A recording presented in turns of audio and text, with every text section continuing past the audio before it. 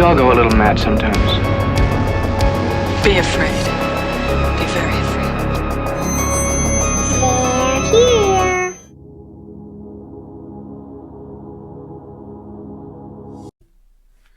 So, yeah, happy Christmas. You say with such enthusiasm. Wait, just randomly, what date is this going to come out on? Sunday. Okay. This Sunday. Because After we're recording Christmas. as of Tuesday. After Christmas. Yeah. What are you doing Christmas Eve? What are we doing Christmas Eve? What I are you don't doing fucking Christmas know. Eve? I don't know. Are you going to be in your parents' house? I don't know. I just kind of float around. If you're going to be in your parents' house, try and throw this shit up. Why? Because it's a Christmas movie. Whatever. Like I said, there's 24 days in an advent calendar, not 31. So, hello. Hi, I'm Lee, and I want to take over another holiday. No, I'm Lee, and I want to know why everybody hates Halloween in this movie so much. This is true. I get so much joy from Halloween in the same way Jack does from Christmas. And he's And the I'm king. Nathan, and I want to make a half-brained assistant that also has half of my brain. I actually think that that's really cunt, though. The way he's like, right, come on, lady. And then she just rolls him out, and it's literally just a female body with his head on it. I think that's like kind of sadistic and really like and kind of hot. You know? And she's wearing that like real Liz Taylor. Like, It is, yeah. filled She's had with it Liz fur. tailored. You know, she's had it taken in. So you're listening to They're Here. Winter edition. No, Christmas edition. Well, yeah, winter edition. Yeah, I guess it'll But be I winter suppose it is edition on the Christmas. 27th. Which does make sense because we won't be doing Christmas movies after that. No, But for New Year's, we'll be doing Scream. Scram. Yeah, Mr. Scram. Oh. Mr. Ghostface. 25 years old though. Let's not make this episode about Scream. So, what are we talking about? We are talking about the commonly mistaken directed by Tim Burton, but not actually really directed by Henry Selick. The Nightmare Before Christmas. I feel like this is just kind of like the perfect mix of everything that I want from an alternative Christmas movie. Yeah. Like it's everything that I think it's kind of like the bar. It's like this and Gremlins are like where you want to go to for direct inspiration to make kind of an odd, kind of creepy Christmas movie. Yeah, because I think also extreme camp factor with this film and things like Gremlins and things like that, because like if you are going in the route of non-traditional Santa included Christmas movies, things like of course the Gremlins, Jack Frost, and then this movie, I feel like those are to kind of like mind. the three, yeah, and then like kind of now more recently, and Die Hard. I still have never seen Die Hard. Wow. Yeah, it's a part of my like gay contract. I don't do shit like that. What other movies are you not supposed to see? I don't know what's like really really straight. I've seen The Revenant. That's very I've very never seen straight. that. I don't I just know know what he else sleeps is in the like. carcass of a horse or some shit, or a bear or some such bullshit. Yeah, Tom Hardy's in that movie. That's the one. He makes me That's so the guy. Tom Hardy. So let's talk about that for a quick hot second. Tom Hardy. No. Tom makes my dick hardy. Let's talk about that for a hot minute. The purpose of Tim Burton versus Henry Selick. So Like, let's get that out of the way. How does that work? Tim Burton is one of those where he'll kind of like come up with an idea, kind of sit on it for a couple of years, and then kind of. But he does though, because when you find like Vincent and stuff like that, or Frankenweenie, he waited for what 2-3 years or something like that. between which There was some movie he did before. Not Edward Scissorhands. It was Ed Wood. So between Ed Wood and Edward Scissorhands, I always forget he that's a Tim did Burton movie. The Nightmare Before Christmas. Yeah. Yeah. There's going to be some mild interruption. I don't know if you guys will even hear that or not. Doggos. Whatever, I have dogs. But yeah, Tim Burton is one of those where like he'll kind of come up with a bunch of ideas. Yeah. Sit on them for a couple of years. But you know what I mean? He'll sit on them yeah. for a couple of years, or he'll come up with a character and then try and build something around that. You let him cook. Well, yeah, for real, because he did that with Frankenweenie and like Vincent and stuff. Yeah. Vincent is actually one of my favorite shorts because it's so creepy and it's literally about a little kid obsessed with Vincent Price. Mm-hmm. But I love that short. We've got to do it. We got to talk about that sometime. Yeah, I'll totally do that. I'll do like little mini episodes and stuff or something on shorts. But then he has like Frankenweenie and stuff that was done like years and years and years ago. It's actually a special feature on the like deluxe Nightmare Before Chrstmas. Yeah, it's thing. like a remastered version that they have. Yeah. All of that. Yeah. And then like only recently, I think like 4 or 5 years ago, he did Frankenweenie as an actual like feature, which kind of bombed. I mean, like I liked it, but like I also like was a Tim Burton person for like a very, very long time. Like there was a point in my life, we'll get to this when it comes to culture and influence and stuff, where like my room, like the theme was Tim Burton. Yes. Even kind of more specifically his this art era. style. Yeah, exactly. Yeah. Like just the kind of like all of my copybooks were just filled with like hills that go like this, hills that like turn into a spiral or something like that, you know. Like I incessantly drew Jack when I was a kid. I was obsessed. So Oh yeah. Oh yeah. Oh no. So like the whole deal with Henry Selick and Tim Burton, right? Like so basically ding, ding. Yeah, like really, you know, for a hot minute this was like a highly contested thing because like it's Tim Burton's name. And it's Tim Burton's property. Yeah, because he did the art, the storyline, characters, the script. Yeah. And then Henry Selick just sort of directed it. Yeah, which I guess is fair. It's like if you're kind not of broke to it. up, you know what I mean? Yeah. And apparently Tim Burton only showed up for like a grand total of like 10 days over the which 3 I guess, like... years that they worked on it. Yeah, that actually does sound kind which, of... by the way, props to the art department and the production team. 3 fucking years. And it took a week to do 1 minute of filming. And you can tell the animation in this, no joke, like the claymation in this is just like it oh my god, it makes me want to cry. Like it's just so perfect. It's so smooth. Yeah. And like all the shadows and everything are there, you know, because it's all done in camera. And I'd say like 99% of this movie is done in camera. There's some effects that are like flames or like glow. They're like real that. Flames that you see. Yeah. And they were one of like the earliest ones to like use like the elements for real. In stop motion. That's crazy. It's just a lot. It's like when you see, and like that's the thing, even shitty stop motion like makes me so happy, like Jason and the Argonauts and all that kind of stuff. I love that. I think it just adds like such a different charm to a movie. And like I feel like people might look at it as janky, but I'm like, no, like it's its whole own thing. Yeah, you know, like it's completely separate. But I can imagine that being on the same project for 3 years, there's gonna be some contention between people. There's gonna be some like, there's can art you direction, just like get out of my fucking way? Yeah. You know, just like, fucking hell. It's probably best for Tim Burton that he was only on set for like 10 days. Yeah, I can imagine. But also the fact is like that's technically his baby. Yeah. So I can understand why on the covers it always says like Tim Burton presents. You know what I mean? Yeah. But which I guess is also fair. I mean, he came up with like, he basically like invented the world and was kind of like, okay, Henry, like, you tell the story. Yeah. Which I guess is fair, you know, but like, I don't know, collaboration is very hard. Yeah. And the only thing that actually, at least I know from the original poem, because that's what it's based off of. It's based off of a poem by Tim Burton. And the only original characters, because everything else came afterwards when the film was going into production, that Jack, Zero and Santa were the only people who existed in the poem. Yeah, and so, I'll throw up those sketches like on the story or the something artwork like that. is beautiful. Yeah, I was so obsessed. Me and a friend of mine, sorry to like tangent you have St. another James. Friend? I know. Me and this person went to pre-COVID. Went to the live orchestra with Danny Elfman, Catherine O'Hara. They do that every year or something, don't they? Yeah, like it's a huge production. I've been invited to go a couple of times, but like the timing never works out. I know you were pissed. Just like small little tidbit, you were pissed. You were like, so they brought Billie Eilish out for Sally's. No, I have sort of changed my opinion on that. I don't. No, you mind were just pissed because it wasn't Catherine O'Hara. Yeah, like, or Amy Lee. Now let me give it a bit. So like Ken Page showed up on thing for Oogie Boogie. Catherine O'Hara played Sally, of course. Paul Rubens, Locke, and all of that kind of thing.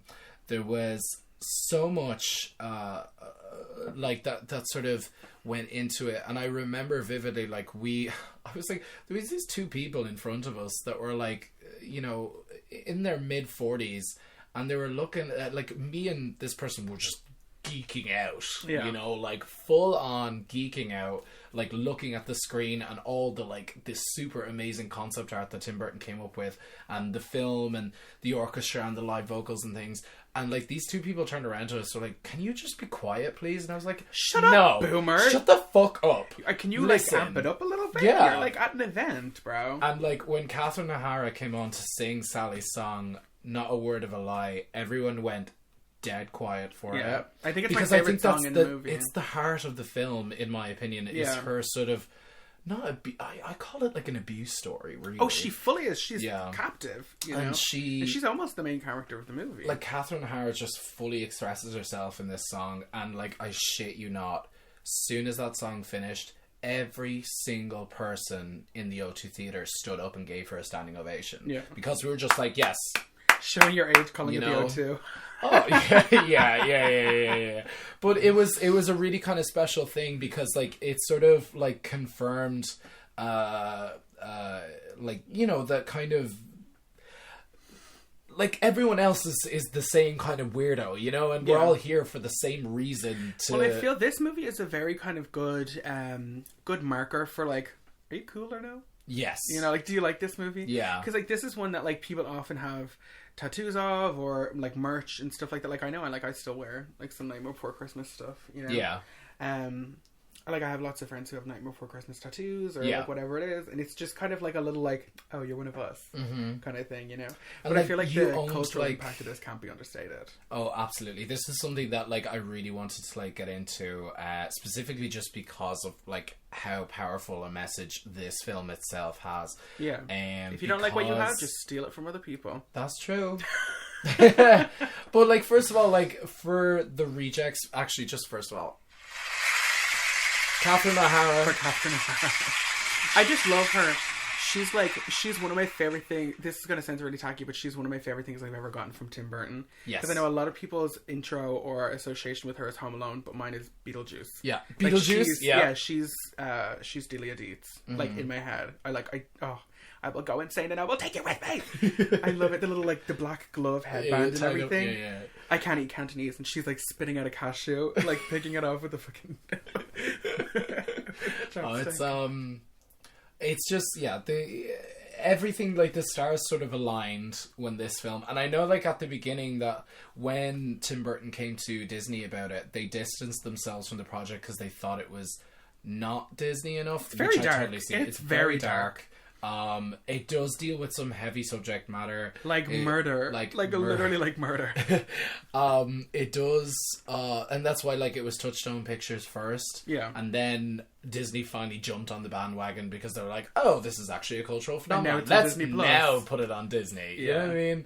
And it's like, it can't be understated. Like, this film was part of my childhood. I watched this on repeat endless times. Yeah, endless times. Now, this is one I kind of had to... I don't want to say seek out, because that makes it sound like I had no access to this.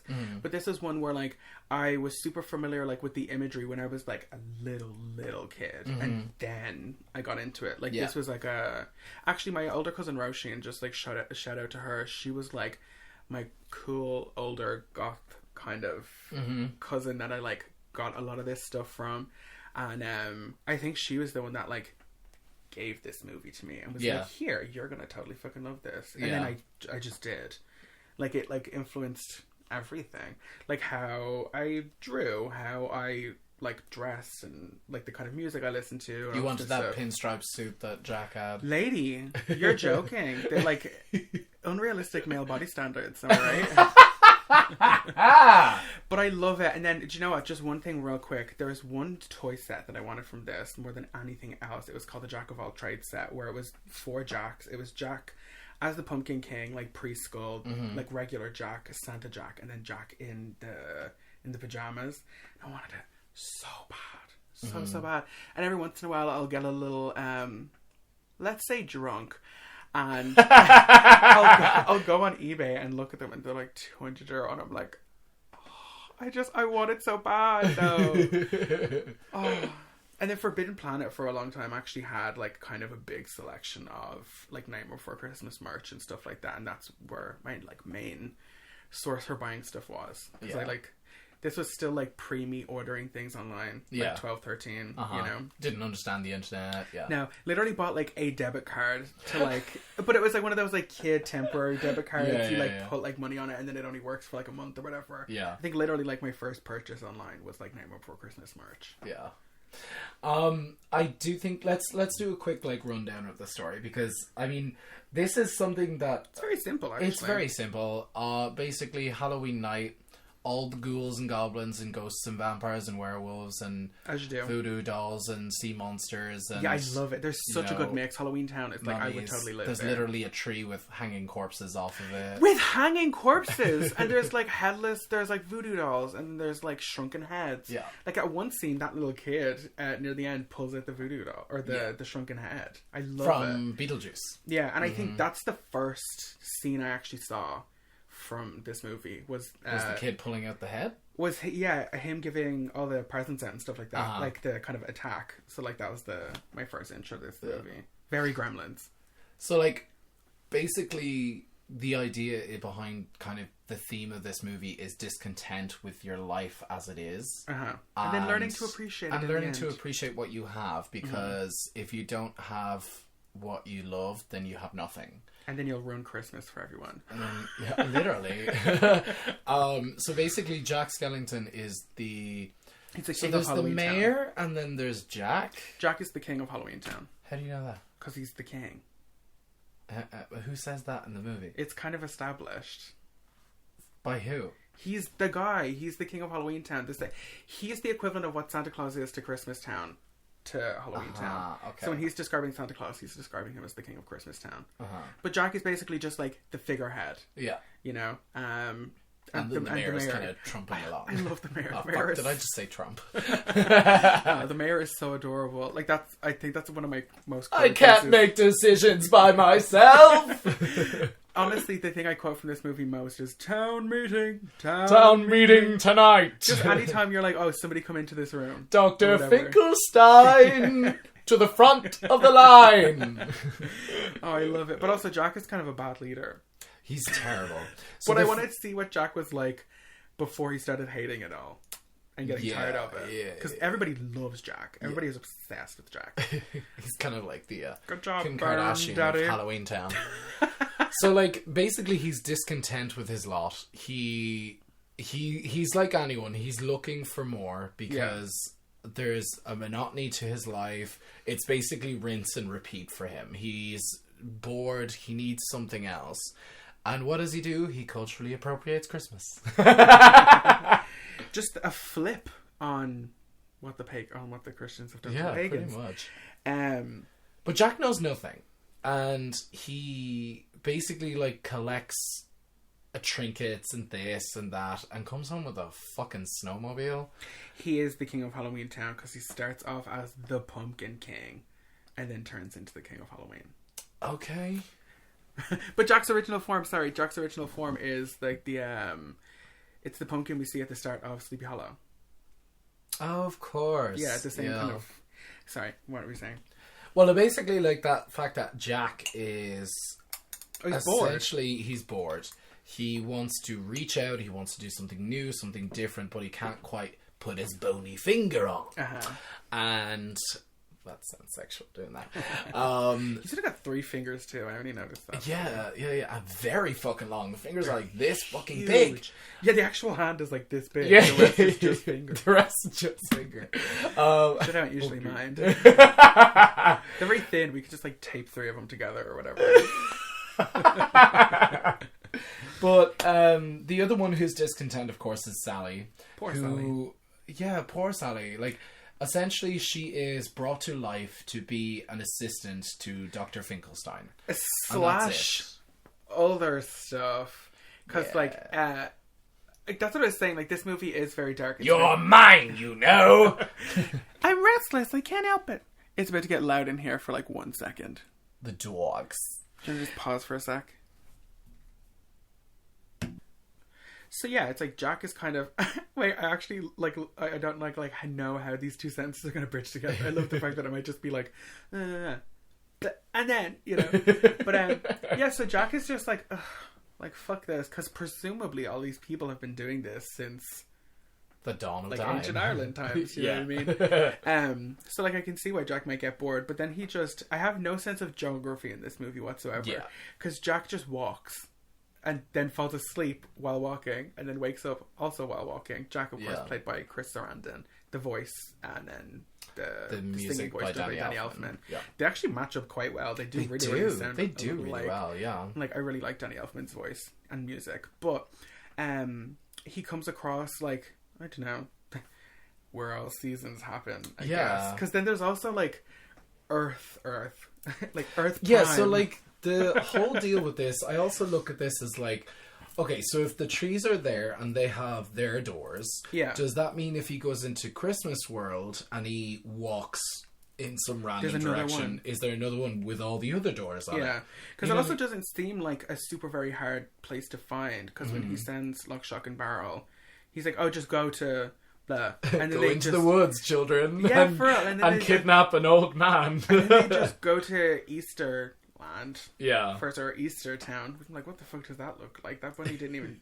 talk, you know? Bunny! Oh, that's another quote I actually say all the time, but I think I'm mixing that with in the Powerpuff Girls when the professor makes a fourth Powerpuff Girl and she's like, oh, she's a big hulking. The people are retarded. And her name is Bunny. And she just says Bunny.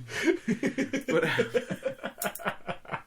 I want to know what's behind the Paddy's Day thing. It's just drink. Oh, can you just let's just think just about this for a minute. It's just either it's a massive pub or it's chaos. It's town. It's town on Paddy's Day. I guarantee it. They open up and it's Temple Bar. It's literally just people like throwing up right in front of them. It's wall-to-wall Irish people being in pubs and then tourists being on the street. You know? What's Thanksgiving? Because that was a turkey. Oh my god! It's just Pocahontas.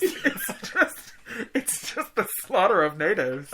Because that's literally what fucking Thanksgiving is. Oh god, that one does not hold up well. It's just like the ancient equivalent to like an ICU for like SARS or like malaria and god. measles and stuff. Oh my god! The implication of this movie is so funny to me now. Because there's also like, was there like a menorah? Was there like a Jewish? No, there wasn't. Yeah, the Schwitz before Hanukkah. Oh, it was such a shamba.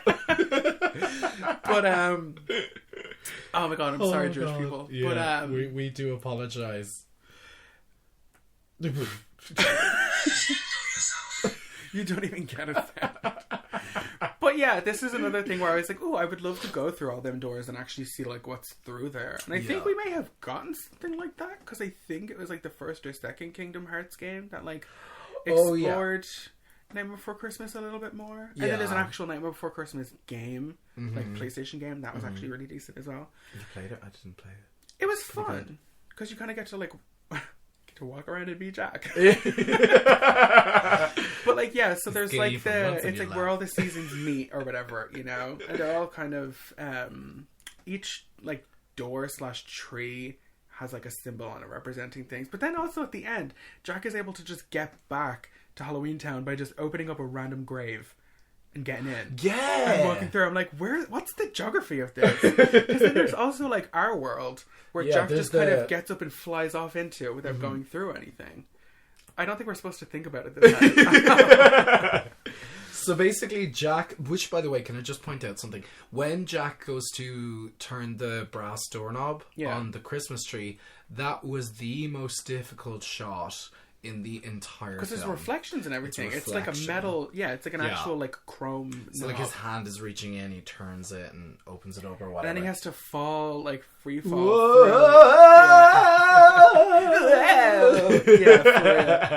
But and then he gets to like Christmas Town, and that's kind of the rest of the movie. Is him just being like, you guys, Christmas is fucking lit, right? And then he kind of has to sell it. How dedicated is that song? I love it though. Oh, the soundtrack, you guys. Yeah. The soundtrack I do listen to kind of year round. I listen to it often enough. It's sort of a soundtrack, a musical soundtrack that sort of never loses its quality. You know what I mean? No, there's not one, because there's that the thing, like if you're a theatre kid or just like musical theatre in general, there's always that one song. Or gay. Where you're like, yeah. There's always that one song of just being like, okay, I'm going to go to the bathroom during this. You know, there's always that one thing, but like each one I'm like, oh, it's coming up. You know, like you get excited to like sing it and stuff, you know? Yeah. And we were only saying yesterday actually that like you almost could just listen to the soundtrack and there's the story of the movie. Exactly. Yeah.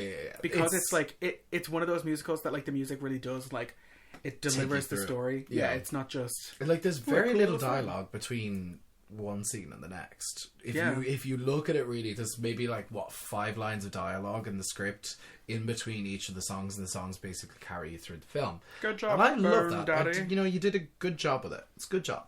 And just speaking of soundtrack, if y'all haven't heard Nightmare Revisited, get on that shit. What has it got? It's got Marilyn Manson. It's got Marilyn Manson, Amy Lee. It's got like I'm actually about to look it up now. Hold on. It is fantastic. Chemical Romance.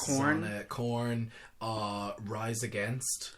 All of them, they're so good. And if you're like, so this is like, okay, let's talk about like. So it's got Danny Elfman, of course, Marilyn Manson doing "This Is Halloween," which is like one of the best songs on the album. Yeah. All American Rejects, Flyleaf, Korn, Rise Against Ya, the Yoshida Brothers, Amy Lee doing Sally Song, which is like, it's so good. Yeah. It's such a good rendition. It's so creepy and it's so sad.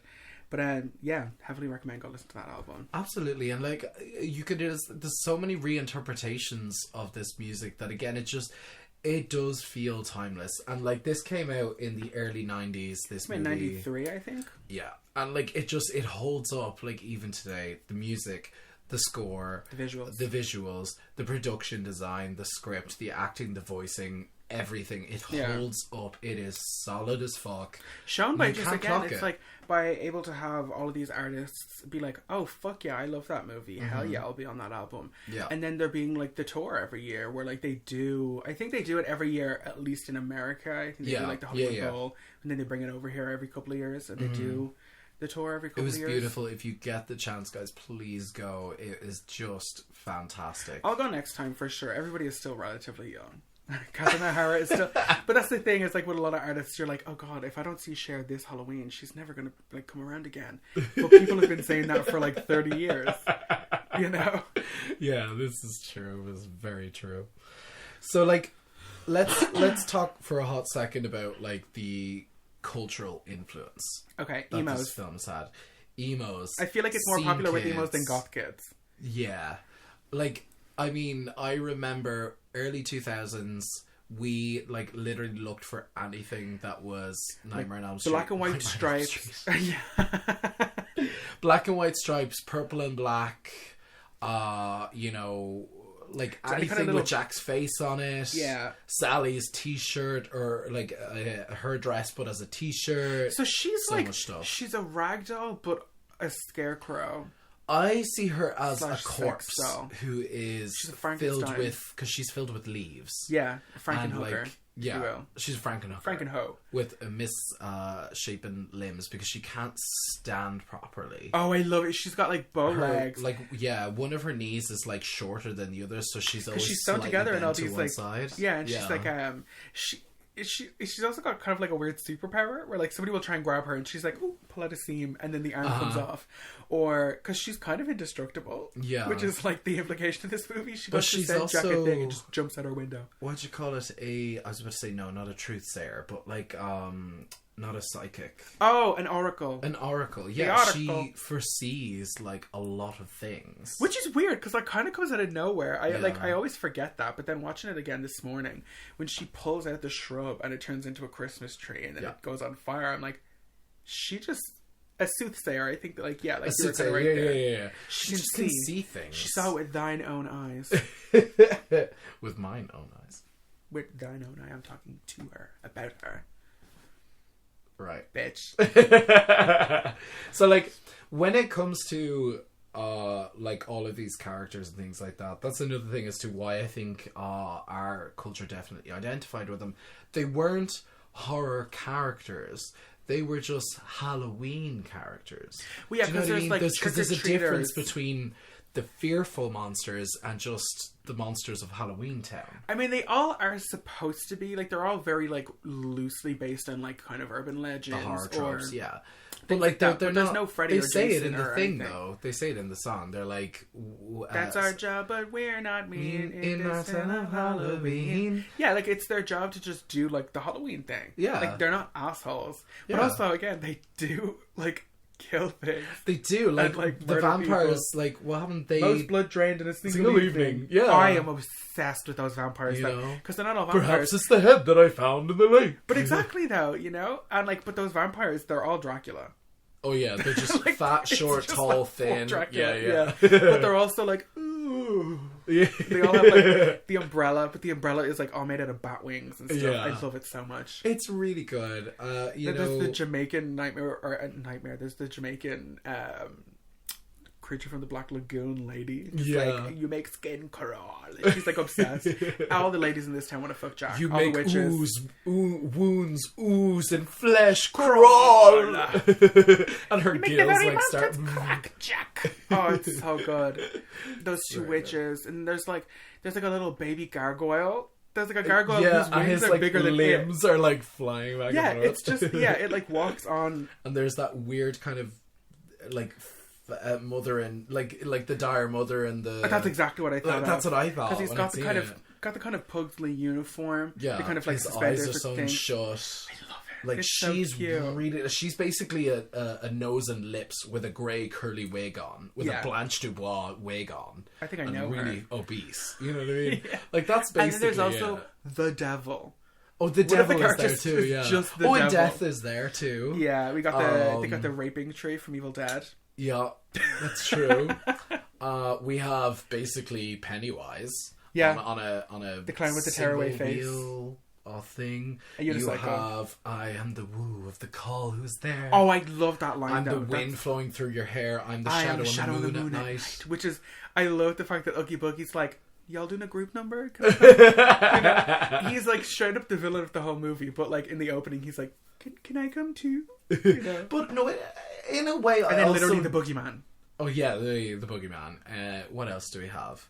There's definitely a lot of other characters. You have got the, this what they band call the that just- Behemoth, who's the guy with the axe in his Oh, head. yeah. And he's like, He's so cute though. He's yeah, adorable. He's just happy to be there. And then there's just this little like band of people that play like just dirge music. Yeah, Like yeah. even the subtitle said it was like I forget what song it was, but it was like "Oh Holy Night" in style of dirge. Like that's just what the thing said. And they're all just playing like bone instruments and stuff.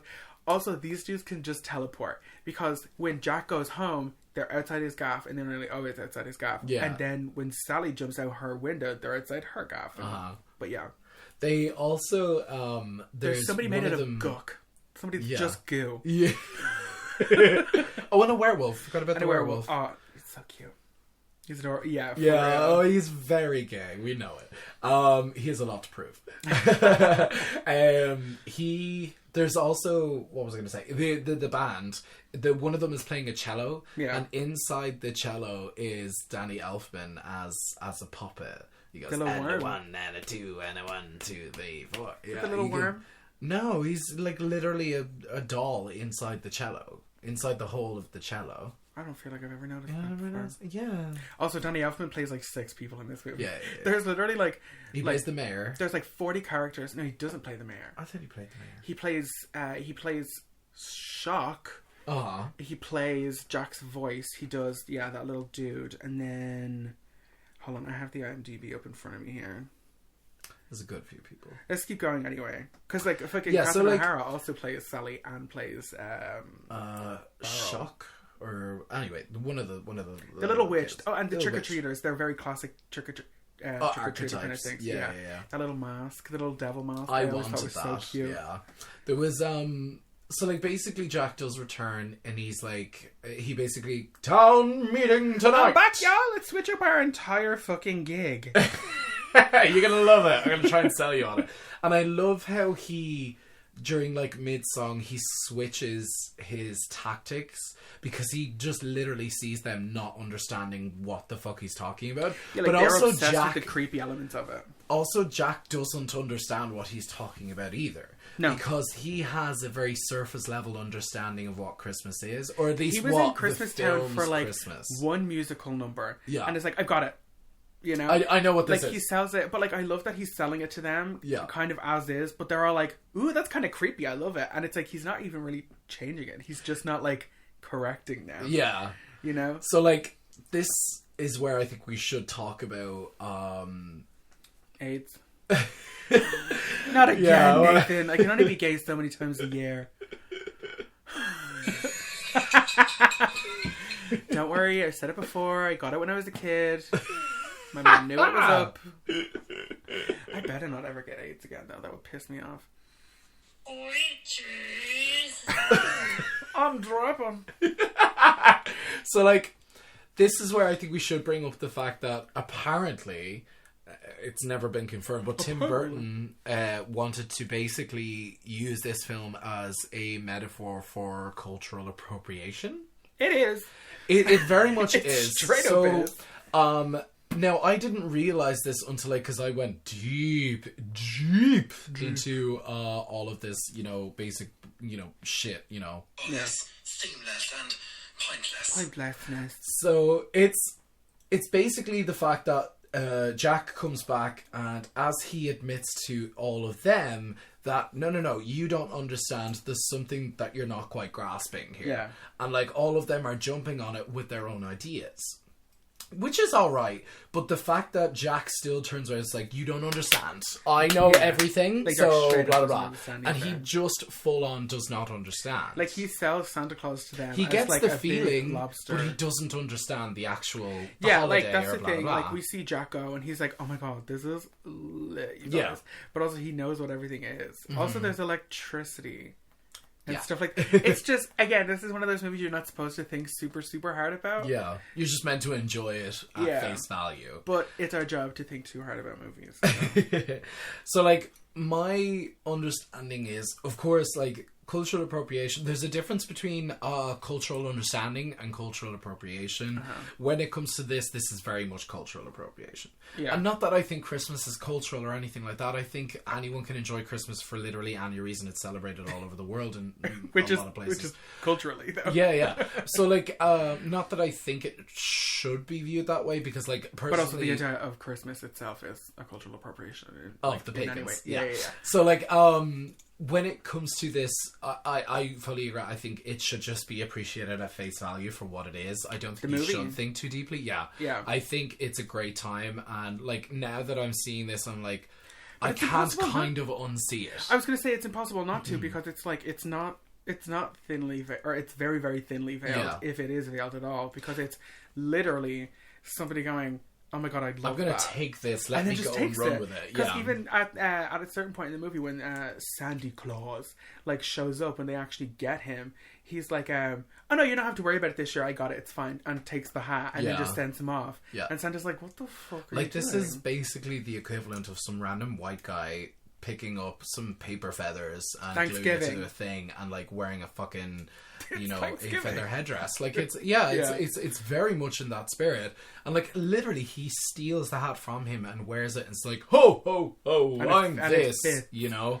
So, like, it's just like, it's really hard to not see it now. And like, especially later on, because when he does, like, deliver the toys and blah blah, he still doesn't have an understanding. It fucks up everything. And like, literally, like, Santa has ruined Christmas. You know what I mean?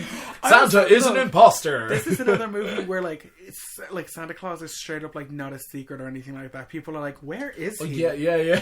You know? Like, middle of the night, this little kid, the kid that gets the shrunken head or whatever like that, the parents are like, so what did he bring you? You know, like, they're just expecting Santa to be there. And then they also just shoot Jack out of the sky. Yes. They're like, right, do it. With, like, missiles and shit, you know? Yeah. Like, you can literally see, like, the army, like, rolling up the guns, and, like, you hear them, like, boom. Yeah, there's, like, sirens and, like, air raids and shit. Like, it's going down. Yeah. But also, the implication of this, I'm like, because Jack is supposed to be, like, essentially, like, the spirit of Halloween, or, like, the kind of, the mascot for Halloween, essentially. People have also seen him, because he's naming out, like, countries, he's naming out, like, Texas. I'm known through England and a guy France. in Kentucky. All that kind of stuff. So I'm like, people have seen him. Like, Jack has just been in the real world before. Yeah. How has there never been, like, See, now we're just crossover. critiquing like the writing. I'm like, how have they like only now? It's like, how has Jack only figured out what Nightmare or what Christmas is in like '93? Yeah, but also, where's the crossover between all the other holidays and shit? You know, I do think that once Jack. I mean, it literally blows up in his face. It's very obvious, like... And Sally's been telling him this the whole time. Oh, yeah, and, like, again, there's another thing. It's like, sex is because a woman's saying it. She's like, yeah, whatever, Sally. Make my suit, though. Yeah. You know, I've got the coat, I've got the beard, I've got the jacket, I've got the hat. Now I need to go That is, like, fucking, almost like... more essential. Oh, it's just... you look at it and you go... There she is, it's the bitch. That's the girl that was bitching at me out her window. Fuck you! You fucking Why don't cunt. you choke on it? So, like, it's, Oh, Jesus. Gross. Anyway, I see her at the bus stop sometimes now, and I'd be standing there. It's like, remember when you disrespected me out your window? completely unrelated topic, just so you know. We'll explain one day. So, this movie, once Jack basically did, which is also, by the way, one of my favourite songs, is the Lament in the Graveyard that he does. Yeah. Like, when it's like he's watching all of the toys burning and Oh, all Jack, of this, like the it's reprise. Like, yeah, like the where end. he's like, and he rips it off. It's like, I am the Pumpkin King. Yeah, I love and blah, it. blah, and then he goes, Santa Claus. And Yeah, it it's goes like, this after is him. like, Jack's like, faith is restored. He's like, Yeah. oh shit, I actually know like what I need to do. I can do Halloween well.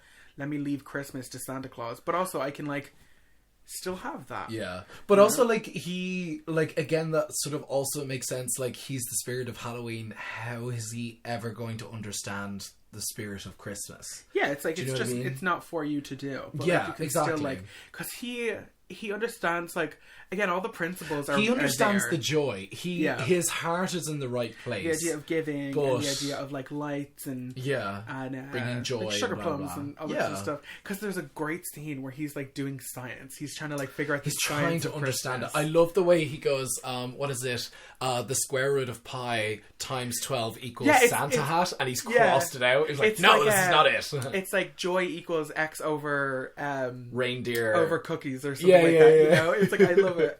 But like, again, that's also a very, very impressive scene done like animation wise. Yeah. Because he's like, there's like different elements going on where he like takes a like a Christmas bauble and like crumbles it up and it like And it goes just down, like goes and it into the glows. green glowing. He's It's like, like, what an interesting reaction. Yeah. Yes. And he's like learned all the songs and like all Yeah. the like traditions and stuff. And again, it's like they're all like 90% right. But it's like, okay, here's a gift. It's wrapped in Christmas paper, but it's a head. Yeah. You know, like it's not a toy, or it's like a toy, but the toy is like made out of a real rat or something like that. Yeah. You know, which again, kind of going back to what we were saying on our episode yesterday, I wouldn't really mind getting. Oh my god. Or that hat that's made out of a bat's torso. I wish I had it officially. Oh, So like, I mean, like, also They just there's pound so it many flat different. and Like, open it up and wear it as a hat. I love it so much. try something better, something fresher, something pleasant. Yeah, they have a turtle that's been driven over, and Jack's like, it's been dead too long. It's something fresh. You know? And his hand gets like stuck onto the gooey guy's like head. Yeah, I don't even know. Like, that's person's supposed to be like, I don't know, like the Blob or something like that. Not the way his nose is dripping all the time. Just like a melted crayon, like the entire time. Like, how do they do that animation? That With is somebody true. who's just consistently melting. Yeah. Like a liquid. I do form. actually want to speak to the animation. Like I said, like the other day, earlier on, they took 3 years to make this. Yeah. It took, for 1 minute of film, it took a whole week. And if one frame was janky, they filmed the whole thing again. And when it came to things like Jack's eyelids, per se, you know, the way Jack blinks for some reason because he's a skull. But he's it took the 5 skeleton frames. of a pumpkin. True. It took 5 frames for them to close his eye and reopen it. Yeah. That is crazy to me. And because Sally's hair was way too long, they didn't remove, because what they did was they removed, there was like 30, 40 heads for every single maquette that was being used. Yeah, like if you see the behind the scenes or anything like that, it's literally like the workshop is crazy. Yeah. They like removed Sally's, basically her face came away from the mold, which by the way her eyes are still there, and that is terrifying to look at. It looks like that shot from Pee-wee's Playhouse where it, like he's in the large marriage. Yeah, it's very that. I love that movie. But it's done really well, and he was like jerking off in a porn theater. Gross. That's why he was cancelled for so long. Okay. Which is fucked up. I mean, if you can't jerk off in a porn theater, where can you jerk off? I mean, PB's not really for kids. Okay. Whatever! Pregnant pause. So, like, crickets. So, like, when the production, it was like every single set that they built, things like that, there was 3 different sizes. There was long shots, far shots, and close-up shots. And close-up shots often took, like, the size of a whole fucking studio room. And what they did was, like, every time a person needed to like be moved around a set or blah blah blah, like pieces of the set like came away, or like trapdoors and shit and all of this is, that's like another thing. It was great. The sets in this are fucking beautiful. They're so like American Gothic or German inspired. They look Gothicism. Yeah, again, like which you can tell. Word? I can tell like the Tim Burton of it all. You know? And it's like you can tell it's very Frankenstein. It's very Caligari, but like. They're expressionism, all like, German expressionism. Like that's sets. Yeah, you know, Gothism is equivalent to German expression. Well, yeah, actually, I suppose. Like, this whole thing just looks like somebody took the background sets from that original Frankenstein, like the grave robbing scene, and just made them 3D. Mm-hmm. You know, it's insane. And that's why I feel like a game is like a very good way to like. I always loved that kind of the sort of center courtyard area of Halloween Town, like where it had the pond kind of but like beyond it was just that kind of it was like the mayor's building, where it was like basically it looks like a judge's house, and it's like tilted to one side, it's pushed up and it's angled, and all the columns are like at different angles to it. It's beautiful. I loved it. And then Finkelstein's like laboratory. Oh my god, it's like it's basically it looks like a car motor or something that's like tilted on one side, like the physics don't apply to any of to Tim Burton in general. Yeah. You know, it's kind of like a I don't even know. Like Jack's house is literally like it's like a lamppost with like an entire building on top of it. Like it's completely like in like an inverted triangle almost. It's just it's insane. I love it. I think it was also a reference to the Addams Family, because the Addams Family came out in 1990 and then 1995. Respectively, the Addams Family and the Values. So like it was also like a slight reference to that as well, because of their house is like famously like inspired by the monsters, and then for all of that kind of thing. So like, which by the way, super shout out, we are so excited to see the monsters come back. Rob Zombie's Monsters. So excited. Yes. I feel like the monsters, it's kind of like that show finished, then people just stopped talking about them forever. Yeah. Even though like the Addams Family kind of like continued on. Yeah, it's basically the Addams Family are basically a carbon copy of the monsters, they straight up are though. But like I can't wait to see, like, again, I've said a million times on this, I'm an unabashed Rob Zombie fan. You say such a thing? No, she really is a slag dog. But no, I can't wait to see what he's going to do with it, because I think of the monsters, they're just monsters, but they're not weird. Does that make sense? Like, they're still just a normal family. They don't do creepy, weird shit. Yeah. That's like the Addams Family. Yeah. Like, I always think back to... And I think that's also the message of, like, The Nightmare Before Chrstmas is self-expression is the most important thing that you could ever do. Do what you know. Do what you know and do it well. Yeah, be true. But, like, the Monsters had that scene about where his dad talks to his son. It was like, am I weird or am I... So it's like, as long as you know who you are and you're a good person and you do good things in your life, you are a perfect person. And Herman Munster, played by... what's his fucking name? It's Judd from Pet Sematary. Yeah. Yeah. Oh, it's gonna piss me off now. But I love their daughter in that is a freak because she's just a regular girl. Yeah. Like, she's the weird one. She's just like the color version of Wednesday. Yeah. You know? But also Tim Burton, just on the topic of Tim Burton is coming out with the new Addams Family show Wednesday. And she's the main character. Excited. Yeah. I wonder how it's gonna be, because Tim Burton, no joke, like, for me, just like could do no wrong, got to the top of the mountain and then just kind of like fell off almost. Yeah, I would agree. I think Tim Burton has sort of like missed the mark over his last few movies. Yeah, post Helena Bonham Carter divorced Tim Burton. Yeah. Like current Eva Green being his new muse, I kind of like, you can have that. Yeah. Like, I didn't watch Mrs. Peregrine's Home for Fucked Up Creepy Cunts or whatever. I think it was like Sweeney Todd came out, and then I was like, okay, lit. And then after that, it was just kind of my cut off. It's dead after that. Yeah. Yeah. I do agree. I think he's met a rut. Because I think people are kind of thinking he's like problematic now, because he like adamantly won't put people of color in his movie. Yeah. Oh, Tim. Not a good idea. Black people can be creepy too. You know? So cultural appropriation. Yeah. So like basically what happens is he comes back and he saves Sally once again from being abused from Oogie Boogie, because essentially she goes to try and save Santa, who Oogie Boogie has. Dumb bitch. She did it by herself. But she did it in the best way. She tries to seduce him. Yeah. Which is just like fucked up to me, because like she decides like he's this sleazy poker playing kind of guy, and she's like, you know the best way to do this? Let me show off a piece of leg. And she literally gives a piece of leg. Like takes the seams out of her tits and just throws them in. She just makes like the fleshlight version of herself, where she just she gets her Stitch Ripper out, runs it across her waist, and just throws her lower half down into the room. Wow. But it's actually very, very cool though, because she kind of does almost do that. She like, excuse your mouth. She has she is not a Christian. she like takes off her leg and like shows like a bit of gam singular. Yeah. Like threw a grate in the thing, and Oogie Boogie's like, oh shit! You tried to make a dupe out of me. That was a really good one. Yeah. But he literally was like, oh shit, it's a leg, and just walks over to it and like takes off the shoe.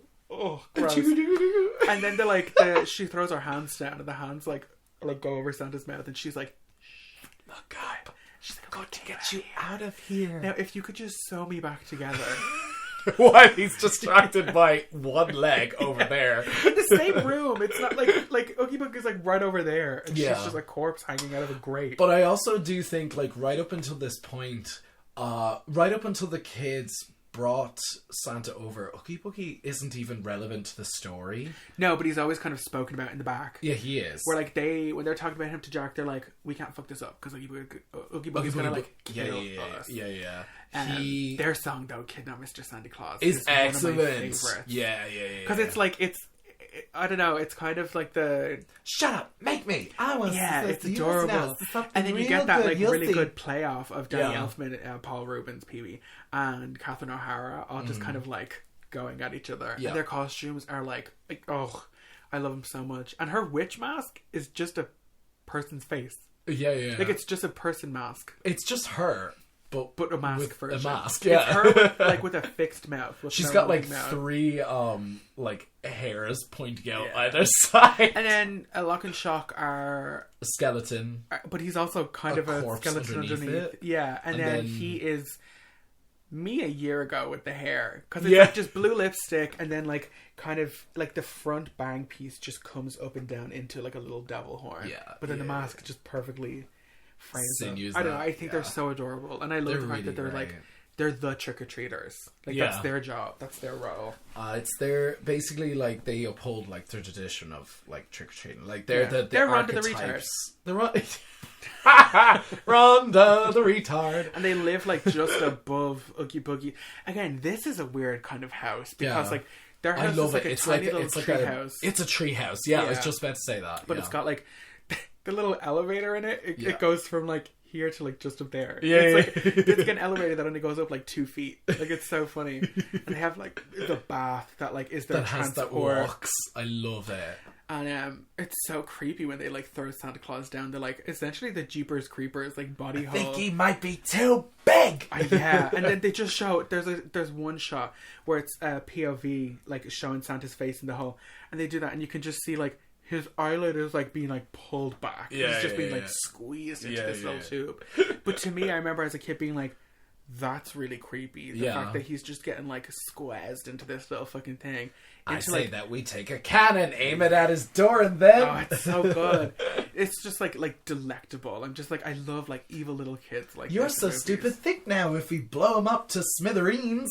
I love that. This is also the song covered by Korn on Nightmare Before Chrstmas. Their version is very great. good. It's so good. Yeah, it's very good. And like right up until the point like that Oogie Boogie sort of does relevantly come into the story. It's like the last 5 minutes. It's like the last 5 minutes. And like when he talks about it, he just sort of has a little bit of fun with Santa. It's not like he's like he's not going to kill him. He's not going to do any of that. He's just having a good time with him. I always got the impression that he was just going to like eat him or like torture him or something. Because we see that they're just like sacrificing things to Oogie Boogie throughout this movie. Yeah, they have that whole like all the candles like lit around it, like because it's like a whole mouth of him. Yeah. Now this scene where we get to Oogie Boogie's lair, it's.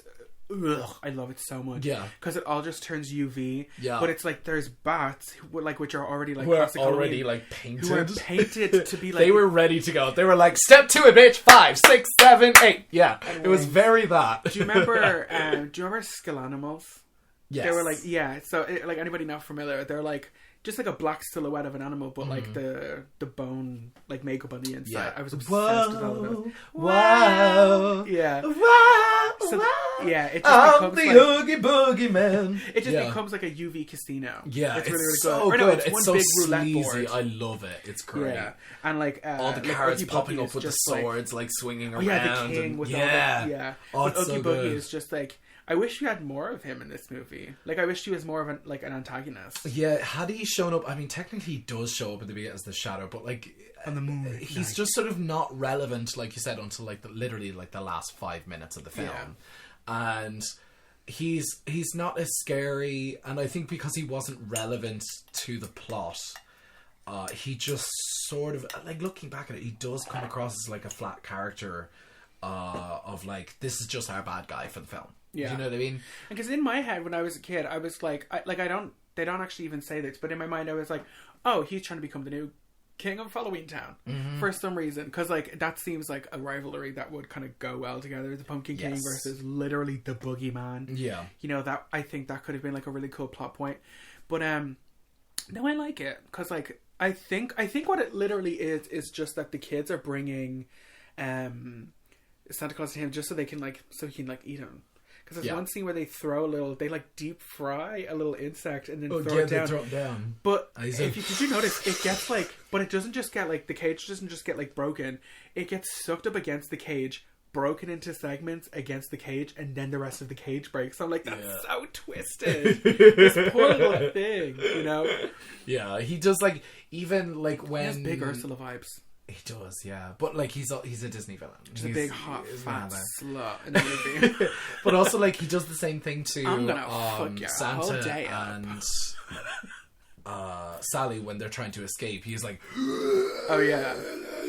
It's like he sucks them back. It's just so fucked up. And, like, and then when, like, Jack, like uses that machine that's at the top, it's like a cauldron twisting thing, and then he gets caught up and like he's just made of like insects. Cause Oogie Boogie is literally just like his main appearance. Again, like I don't feel like anybody listening to this hasn't seen this movie, but just in case, he's just like a big burlap ghost. Yes. Kind of. Like very classic sheet ghost. But and the animation on him is fucking insane. I almost feel like it's the most impressive. Because it's like all these different fibers and... but you're also supposed to get the sense that like, as we see when he gets unraveled, it's just an Oogie Boogie shaped pile of bags. My bags. And that was completely practical, not animated, because they literally just have like a cauldron and they just are dropping shit into it. Like it's not like stop motion or anything at all. I love that. That's so and then he's just gone. They just defeat the evil of the movie. Kill him. I mean, he actually hadn't even done anything yet. This is another Texas Chainsaw thing where Sally actually no, he doesn't kidnap anybody either. Those the kids that do it for him. Those kids just bring him there and he's like, oh fabulous, I actually have to eat. The last thing you brought me was an insect. Which I am. And then Santa is just there, already tied up and everything like that. Whipcrack.mp3. But he doesn't really do anything. And then Jack is like, I'm gonna kill you. But also for me, I'm like, I don't feel like that's like supposed to be like the end. I feel like comes with some bullshit excuse to kind of just like, you mistreat my friends, you're rude to this person, it's you Halloween deserve to town. die. It's like, Halloween what? town, bitch. There's murder all the time. You know, I'm sure all those people, the vampires, fucking sucked the blood out of were also people's friends. Jack, you're a terrible they king. They did that in the real world. They did. You're a terrible king. Why do we even have a mayor? Why does England have a queen? It's the 2000s. Can't 2 or 4 The last dudes thing make out I with each other thought you'd without being bring up gay? is the British monarchy. Fucking hell, bro. We talked about cultural appropriation. Give all those jewels and give all that wealth back. We don't need it. You stole it, yeah. I mean, it literally is stolen though. I think that's like on its way to happening now. It's like shit being kind of like distributed back out. I mean, Barbados just became completely independent. Barbados. I love that. Shout out Rihanna. Shout out Navy. So like, the other like little thing is like all the little tidbits. Tammy tidbits sound really tasty. Yeah, they do, don't they? Like little like pretzel pieces or something. Yeah, a little morsel. Yeah. So like, there's loads of things like the Christmas presents. This is the first thing I kind of want to rack off here. So the snake is from the sandworms. The Beetlejuice. That's like very, very like quintessential Tim Burton. The head is the Beetlejuice. The shrunken head. The little Mickey Mouse vampire like Mickey Mouse thing is based off of the cat keychain from his Batman movie. You know, the cat hat that spins, or cat head that spins around. I have that as a keychain on my the keys duck currently. is based off of the Penguin's duck that he used to drive around in. I always forget those are Tim Burton movies as well. Kind of off bat. If somebody was to be like, name other Tim Burton movies, like the Batman movies wouldn't be like my first go-to. But they so are Tim Burton. I feel like that's like peak goth aesthetic Tim Burton is those Batman movies. Yeah. Like his version of Catwoman to me is the definitive version of Catwoman. Yeah. Michelle Pfeiffer. Meow. Something about her like literally grinding on that bed in rubber is so hot. Or the sign in her room, hell is here. Yeah. It's so good. She's like, honey, I'm home. I forgot I wasn't married. I love it. And it wrecks her own gaff. But actually, I'm very quick small thing. Mm-hmm. I'm very excited to see Zoe Kravitz as Catwoman in the new Batman movie. Yeah. I feel like, I don't know, I'll give them another chance. Because Batman is an interesting enough character, but like, I don't know. I also love Robert Pattinson. There's also, what's his name, is meant to Colin play Farrell is. the Joker. The Barry Keoghan. Yeah. Who people keep calling Barry Keoghan. You know, it's Saoirse Ronan. Saoirse Ronan. It's not that Soy hard. sauce. Just look, for real, just look it up. Just look up one pronunciation video of somebody saying a name. So, but Colin Farrell is also the Penguin in that movie. Yeah. He looks so good. And there's the Riddler too. True. I don't know who it is yet though. It's, what's his name? He was in Little Miss Sunshine.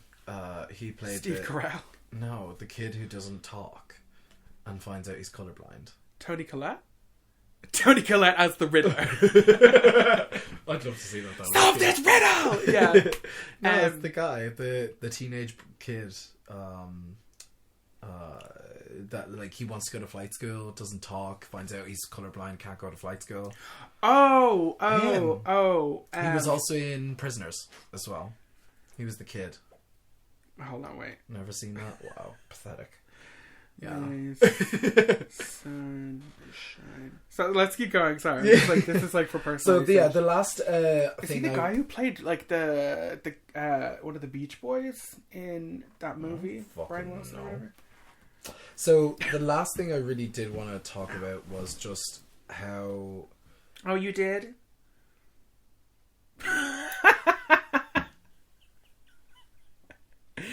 Sorry, I'm looking up the cast. Greg Kinnear? No. Oh, Paul Dano. Yeah. I know. Yeah, I know it. Yeah. Him? So, yeah, he's as the Riddler. Yeah. He was Jimmy in... Jimmy Olsen in the newest iteration of Superman. Sorry, he also died in that movie. So, the last thing I really did want to talk about was how you, like, your favourite character. Are you Jack Skellington fan or are you a Sally fan? I only have two options. Yeah. That's not fair. Also, I own half of this podcast, so I'm going to do what I want. Okay, a favorite character in this movie. No, sorry, not a favorite character. Just, are you Am I a Jack Sally? Skellington or are you a Sally? I'm fully just gonna say Jack, because like Sally fully does too much for Jack, and he doesn't even notice until the very end, where they like. They I was gonna suddenly are a say couple. Sally. I'm Sally. Oh no, because I'm a she's Sally like, person. oh my god, I'm in love with him. Melancholy all the time. Infatuated with an asshole that doesn't like her. Lana Stans, am I right? Yeah. Blue Bannisters. And then she's just manic depressive, she's bipolar. Chemo over the country club. So like definitely that's the influence for me, and especially because like she was so intelligent about getting away from Finkelstein all the time. I loved that, using frog's breath. Oh, the Frog's breath. Nothing's more suspicious than frog's breath. So gross though. That scene of him with the soup. But also, It's just I'm like, down his mouth. so did you eat, the sound of it? It's oh my god, I actually want to throw up. Yeah. I would rather get sick than listen to that again. But seriously, it's fucking gross. But the fact that she's fully just like, oh my god, I'm in love with him. I actually love him so much. Yeah. But like, why don't you just tell him instead of singing about it a couple of feet from him? I know how you feel. Is somebody here? You know what I mean? Because she kind of just follows him around for this whole movie. She does, I think it's like they only see each other or talk to each other for the first time like a good chunk of the way in. Yeah, for real. Yeah. And then they're in love. Mm-hmm. But also, he's a skeleton, and she's. We never talked about Zero. Oh yeah. Which, by the way, Zero. he's Rudolph, and he has a pumpkin for a nose. Yeah, I thought that was so cute. That's great. Now, people have made the connection between like he is the fucking He's the dog from Frankenweenie. No, from the Corpse Bride or whatever. But like, I really didn't like that movie. Corpse Bride? Nah. I really didn't like that movie. No. I actually think that was where my decline for Tim Burton kind of came. Because again, I thought it was just such a rip of this movie. Yeah. Like the entire like theme and the vibe and everything like that. Because like I think he goes to Ghost World or some shit like that. It's not Halloween Town. It's spooky place. It's knockoff world. Yeah, for real. It's almost Nightmare Before Christmas. When your mom says we have Nightmare Before Christmas at home. What? When your mom says we have Nightmare Before Christmas at home. I don't. What? Huh? Oh my god, Nathan! There's these thing called memes. You know when you say like, "Oh, can we get McDonald's?" and your mom's like, "We have food at home," and then it's like that but shittier. Yeah, sure, great. I know.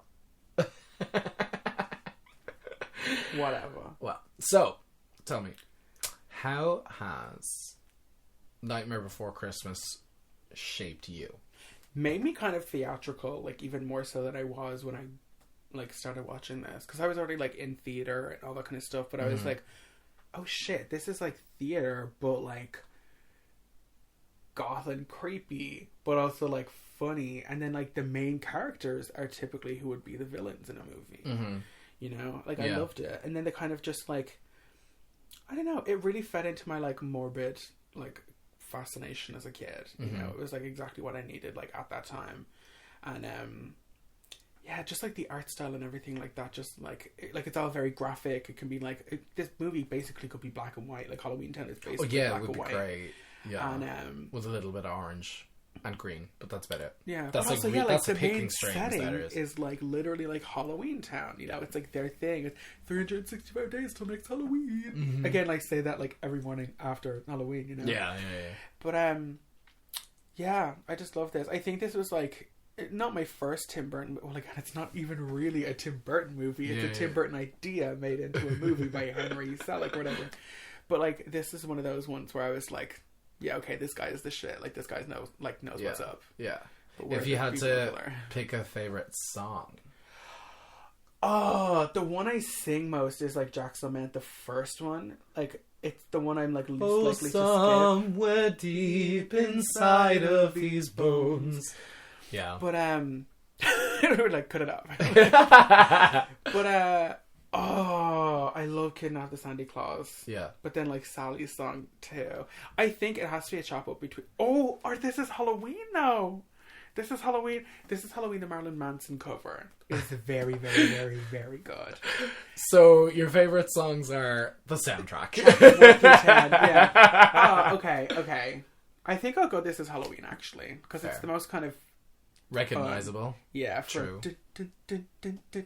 It's the most kind of Halloweeny. Yeah. You know. What's This is really good because he says how queer. When he sees the tree.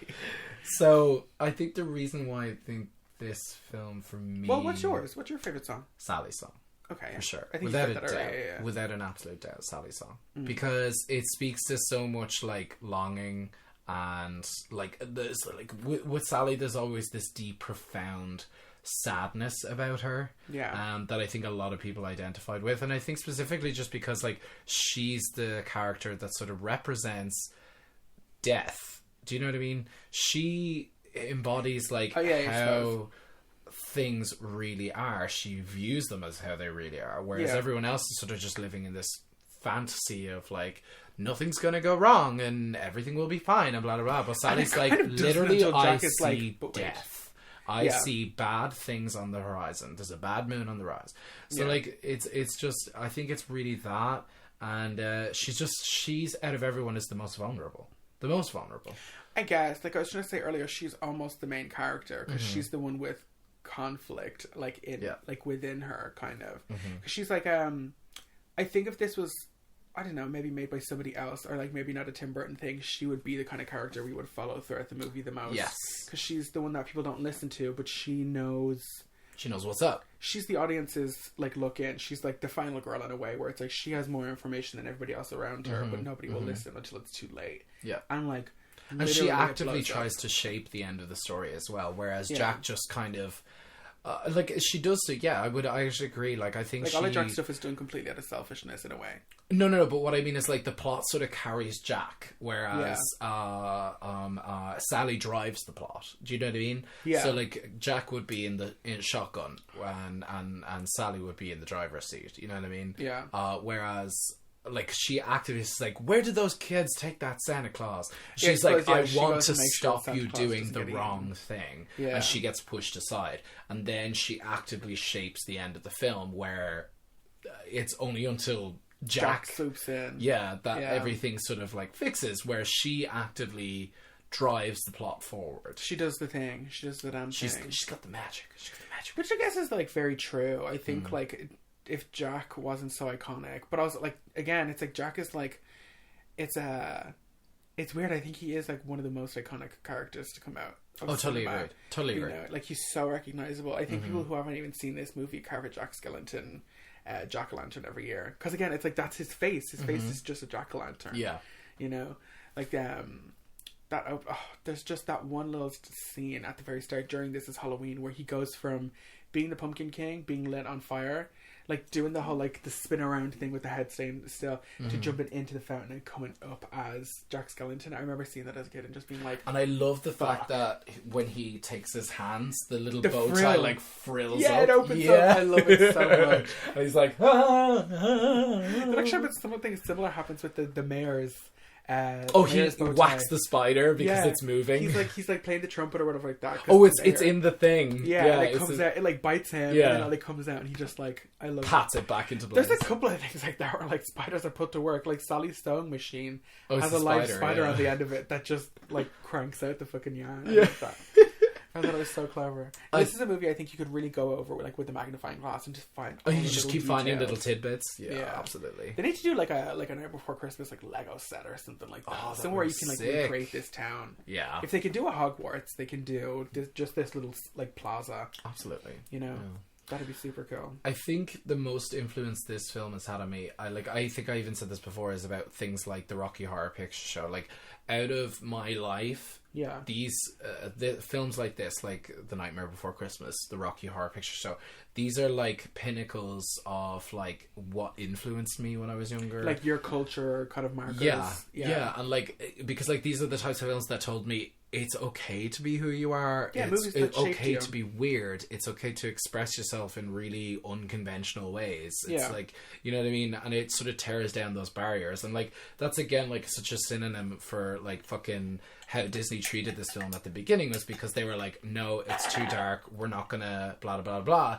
But now every year in Disneyland when Halloween comes around, Jack is The fucking Haunted everywhere. Mansion takes over. So, yeah, like, the it's Haunted Mansion gets, just- like shut down. To me, like it just says like, especially with this so ahead of its time, Yeah. and the fact that it did relatively well in the box office, but it only really picked up pace like 10-15 years later, Yeah, when like, it became everything kind of a cult else thing. started like such a cult thing, and then it sort of died off for a while, but it is coming back. Yeah.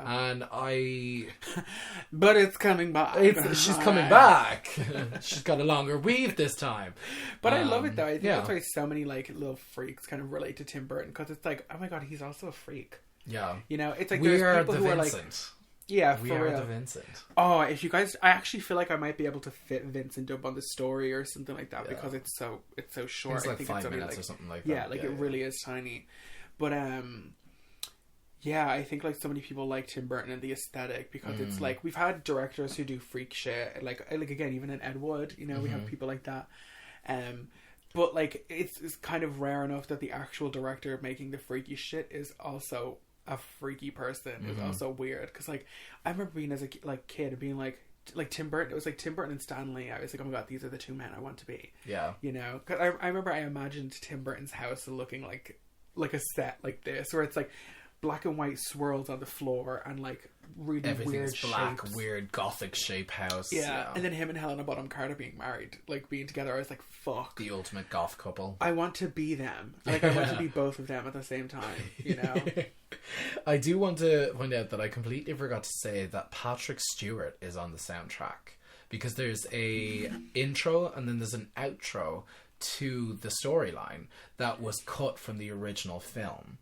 Is he the guy that, like, no... No. So in the film, there's a different. I was gonna say, yeah, there's a 'cause, different like, there's voice. an It's a intro different being like, person. But something on the about the story soundtrack, you've seen. Patrick Stewart is the one that does the intro and the outro, and the outro is like 5 years on or something like that, and like Santa shows up, and like Jack has and got, Sally like, still little haven't kids. found a way to bang. They've got little fucking kids, even though he's literally a skeleton. And she's made of leaves. And what else? What's her skin? Because she hasn't got bones. When she when she jumps out of the fucking tower, like at some point, She in the just movie, breaks apart. She breaks apart and she's just leaves. Yeah. So she's just a scarecrow, but with like flesh and eyes and a pussy, I guess. So she got some thick thighs. They spread like peanut butter. So like, I love that she has a little slit in her dress that she just pulls out. oh, she's got a from. thread. Yeah, ready to That was go. so cool. Fixer upper. So like, yeah, that's pretty much like a lot of. Like it's like 5 years later, some such bullshit. Yeah, Patrick Stewart. Yeah, that's trademark. That shit. You can't play it. Oh, it's Yeah. weird because I know that voice in my head, Yeah. like from the movie. Like it is I'd very, say very it's different. time you begun. Oh, I don't know if I like that as much. Wait till you fucking hear the outro. Yeah, so basically they got kids. So Jock and I'm Sally like- found a way to do the do. It's like not Patrick Stewart at all. Yeah. What the It's fuck like Patrick is this Stewart like shit? into Leonard Nimoy, like into somebody else.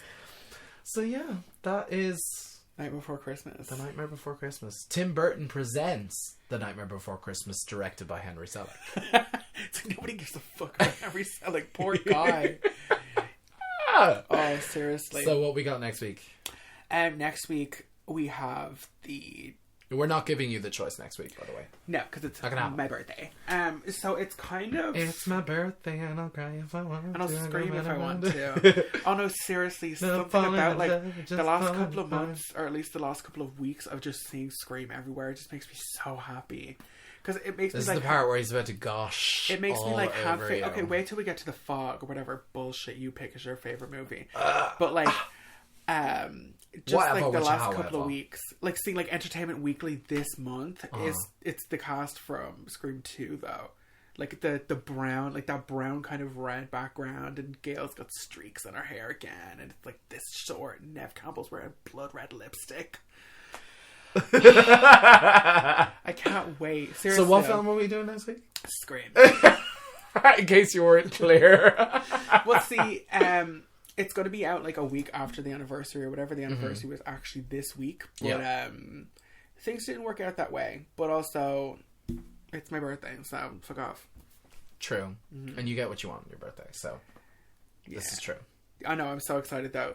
This is going to be a long one. I don't care. Oh, it's fine. Expect it to be deep, a content-heavy episode. It'll be another one like this where I talk about like the impact on my life and all that kind of stuff. And I feel like you too. I feel like for a lot of people at our age, Scream is like.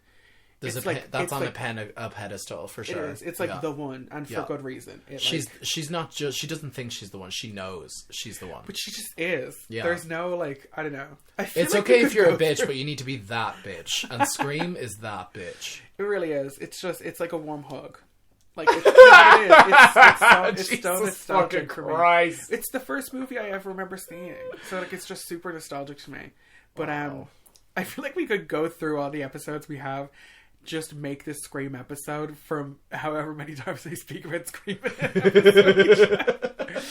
But yeah, we'll get there and we'll find out what my favorite scary movie is.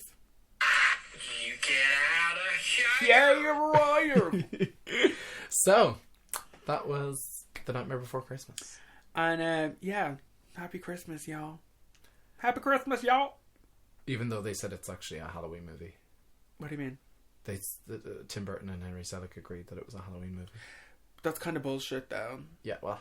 Halloween's not in the title. You don't get to decide that. Halloween's not in the title. It's The Nightmare Before Christmas, not a Nightmare on Christmas.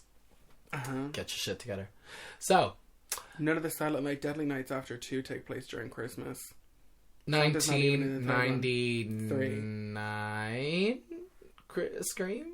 96. 96, wow. God, not only are you old, you also can't count.